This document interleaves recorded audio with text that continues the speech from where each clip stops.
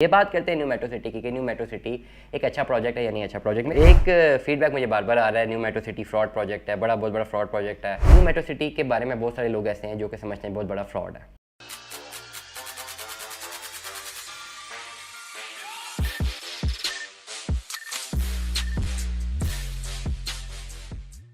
अस्सलाम वालेकुम ख़वातीन और हज़रात, स्मैक ग्रुप, मैं तैयब एजाज हूँ। एक फीडबैक मुझे बार बार आ रहा है, new metro city fraud project है, बहुत बड़ा फ्रॉड प्रोजेक्ट है। आज चले इस चीज़ को बड़ा बाबांगे दो लोग डिस्कस करते हैं। मुझे वैसे मेरे लिए बड़े इंटरेस्टिंग टॉपिक्स है ये। क्यों इंटरेस्टिंग टॉपिक्स है मेरे लिए? मेरा मकसद किसी के भी जो है देखें, व्यूज़ है ना, व्यूज़ आपका अपना एक नैरेटिव हो सकता है, मेरा अपना नैरेटिव हो सकता है, व्यू डिफरेंट हो सकते हैं। डेमोक्रेसी किसे प्रिवेल करती है? अच्छे पढ़े लिखे लोग कौन होते हैं जो कि दूसरे के व्यू की जो है ना एक्सेप्ट करते हैं, उसको ऑनर करते हैं, व्यू सुनते हैं और व्यू पे तमीज़ के दायरे पे रहते हुए जो है ना अपना एक काउंटर आर्गूमेंट जनरेट करते हैं।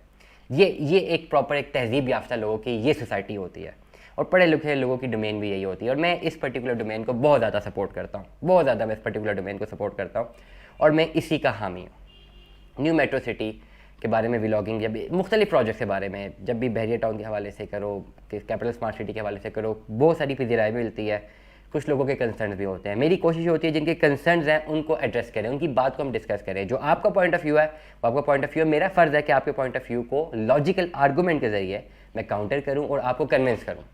ये कैमरा सामने लगा हुआ है, आप मुझे देख रहे हैं, आप मुझे सुन रहे हैं और आपका फीडबैक मेरे तक आता है। देखिए, न्यू मेट्रो सिटी के बारे में बहुत सारे लोग ऐसे हैं जो कि समझते हैं बहुत बड़ा फ्रॉड है, लेकिन क्यों फ्रॉड है रीज़न मुझे अभी तक समझ नहीं आई।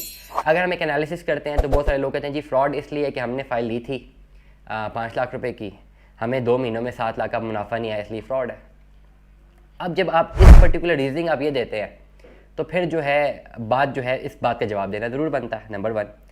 नंबर 2, बहुत सारे लोग हाउसिंग प्रोजेक्ट में जब भी बात करें तो ये कह सकते हैं जी हमने हाउसिंग प्रोजेक्ट में इन्वेस्टमेंट की, 5 साल तक हम पैसे देते रहे, हमें वहाँ पर एक भी सड़क बनते हुए नज़र नहीं आई, थोड़ी बहुत डेवलपमेंट हुई थी, किसी को भी पोजेशन नहीं मिला, हमारा पैसा ज़ाया हो गया और ये बहुत बड़ा फ्रॉड है। Make sense. कहाँ पे ये फ्रॉड हुआ है? गुलशन कश्मीर में हुआ है, अभी रिसेंटली हुआ है। बड़े हाउसिंग प्रोजेक्ट्स का नाम नहीं लेते, चले डिलीवर हुए में काफ़ी जो है, मैंने इस पर व्लॉग भी किया था आरडीए में, पता नहीं कौन सी सोसाइटी थी, मुझे तो नाम उनके नहीं याद, वो इलीगल डिक्लेयर्ड है। वहाँ पे क्या प्रॉब्लम है? ये प्रॉब्लम है, लोगों ने पैसे दिए हुए हैं, किस्तें जमा कराई हुई हैं, बस साइट्स लोगों को दिखाई हुई कि जी ये साइट है, साइट अक्सर होती भी नहीं है। बड़े मज़े की बात है ना, हमारा मसला हमारे में कॉन्फिडेंस इतना है ना हमारी कौम में, किसी और की साइट पर जाके वीडियोज़ बना लेते हैं जी ये देखें हमारी साइट है। कोई भी नया प्रोजेक्ट आता है कहते हैं जी देखो हमारी साइट आई है, लोग देख लेते हैं।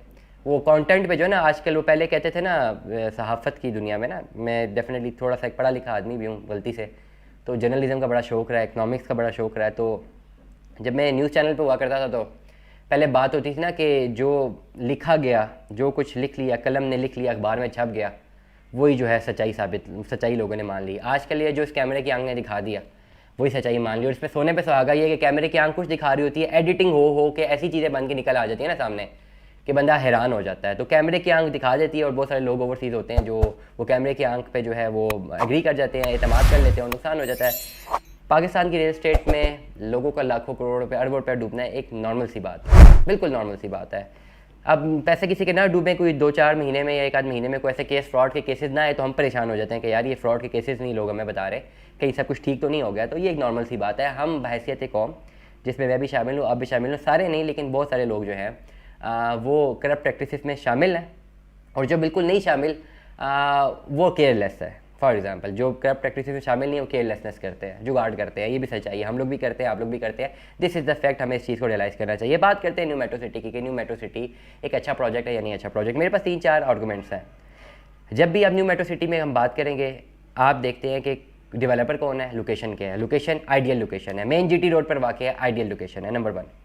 नंबर 2, बैक एंड पे जाते हैं, मोटरवे से इसको एक्सेस मिलना है और लग ही रहा कि मिल जाएगा, इंशाल्लाह ज़रूर मिलेगा। डेवलपर की बात करते हैं, बीएसएम डेवलपर के बैक एंड पर डेवलपर्स की बात करते हैं बहरिया टाउन, तो इनके जितने भी प्रोजेक्ट्स हैं मार्केट में डिलीवर्ड हुए हैं, करोड़ों रुपए के लोगों को फ़ायदे हुए हैं, लोगों ने करोड़ों रुपये भी फ़ायदा है। मैं कल एक वहाँ पे मेरी डीलर से बात हुई, अपने कुछ पार्टनर से बात हो रही थी बहरिया में, तो जैसे कि 6-7 महीने पहले न्यू मेट्रो सिटी के लोगों ने जो काम शुरू किया है वहाँ पे बहरिया वाले ऑफिस में, उसके आसपास, तो उन्होंने 6-7 महीने कहते दे स्टार्टेड फ्रॉम जीरो और 7-8 महीने में उन्होंने फॉर्च्यूनर्स अपनी खरीद ली हैं। अब ये बेंचमार्क बड़ा अजीब है, मुझे बड़ा बुरा लगता है, सक्सेस का एलिमेंट ये नहीं होता, लेकिन कहने का मकसद ये है कि इतनी ज़्यादा डिमांड सप्लाई, इतनी ज़्यादा सेल्स हुई है कि लोगों ने जो है अपनी कंपनीज खड़ी कर ली। इट मीन्स के प्रोडक्ट में जान तो है, न्यू मेट्रो सिटी में जान है और ये डिलीवर होने वाला। प्लस हम बात करते हैं डेवलपर की, डेवलपमेंट की बात करें, जितनी तेज़ डेवलपमेंट इस वक्त न्यू मेट्रो सिटी गुजर खान में कहीं पर भी नहीं है, सब लोग जानते हैं। जितनी तेज़ डेवलपमेंट न्यू मेट्रो सिटी गुजर खान में है, ये कहीं पर भी नहीं है, ये सब लोग जानते हैं। तो इसमें अगर किसी को डिसएग्री, आप साइट विजिट कर सकते हैं। मैंने smack group of marketing and sales के ऑफिशियल चैनल पे भी मैंने इसकी वीडियोस लगाई हैं और काफ़ी जो डेवलपमेंट अपडेट है सारी मैंने बताई हैं। विलर्स जो 6-7 महीने पहले दिए, 6 महीने में डिलीवर कर देंगे, अभी तक ग्रे स्ट्रक्चर तैयार कर दिया है, तो और डेवलपमेंट को क्या करना है।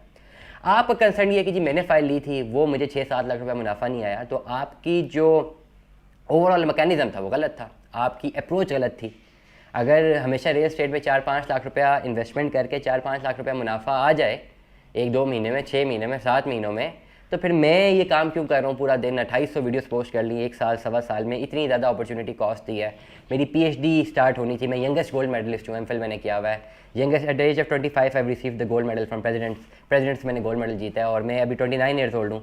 4 सालों में मैं पहले मार्केटिंग थी, 2-3 साल जो ऑन ग्राउंड मार्केटिंग में एक्सपीरियंस लिया, फिर इस ऑनलाइन मार्केट में आया हूँ।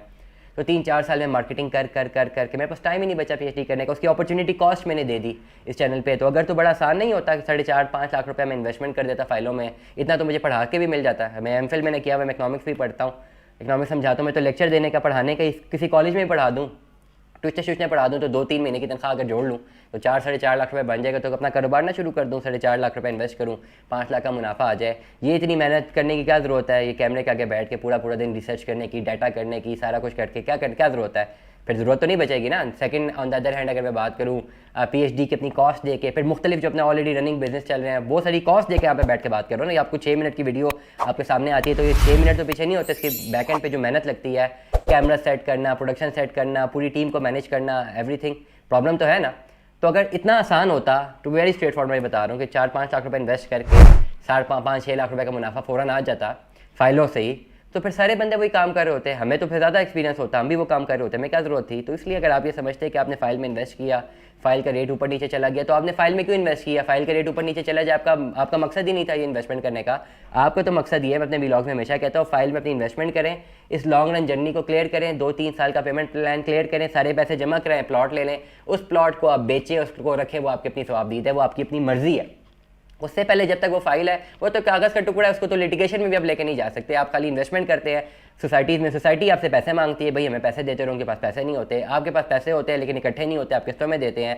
आपका भी फ़ायदा होता है, सोसाइटी का भी फ़ायदा होता है, डीलर का भी फ़ायदा होता है। तो ओवरऑल 3-4 सालों में जो है ना, सबका फ़ायदा हुआ होता है। सोसाइटी डेवलप कर गई होती है, डीलर्स की सेल हो गई होती है, जिससे हासिल किया होता है उसको प्लॉट मिल गया होता है। तो ये एक बिल्कुल ईजी मेथड होता है, एक happy ending जिसे हम कहते हैं, that this is the happy ending of a particular file that has been sold in the market when there was no actual plot at the back end. The file was sold and the person who bought the file, he just submitted his installments. 2-3 साल का उसने journey clear किया and the journey was cleared by him, and at the end of the day he got the possession of the plot, and after that possession the plot which he has gotten is having the value of millions. So definitely ये particular scenario stakes जब आते हैं तो फिर लोगों को इसमें बहुत ज़्यादा फायदा होता है। तो आपको एज एन एंड यूज़र, देखिए मेरे व्लॉग्स हैं एंड यूज़र्स के लिए, मैं एंड यूज़र को समझाता हूँ कि आपने क्या करना है। मैंने बड़े बड़े प्रोजेक्ट्स में व्लॉगिंग की है, आप मेरे चैनल देखें, स्मैक ग्रुप का ऑफिशियल चैनल देखें, आप देखें बहुत सारी चीज़ों की व्लॉगिंग की है। किसी एक व्लॉग में हमने नहीं बोला कि आप फाइल ले लें 2 लाख रुपए की और हम 3 लाख की बेच देंगे। हमने क्या लॉन्ग रन प्रोजेक्ट है, बड़े बड़े प्रोजेक्ट्स में ऐसे लोगों ने इन्वेस्टमेंट्स की हैं। बैरियर टाउन में भी लोगों ने इस तरह इन्वेस्टमेंट्स किए हैं, DHAs में की हैं,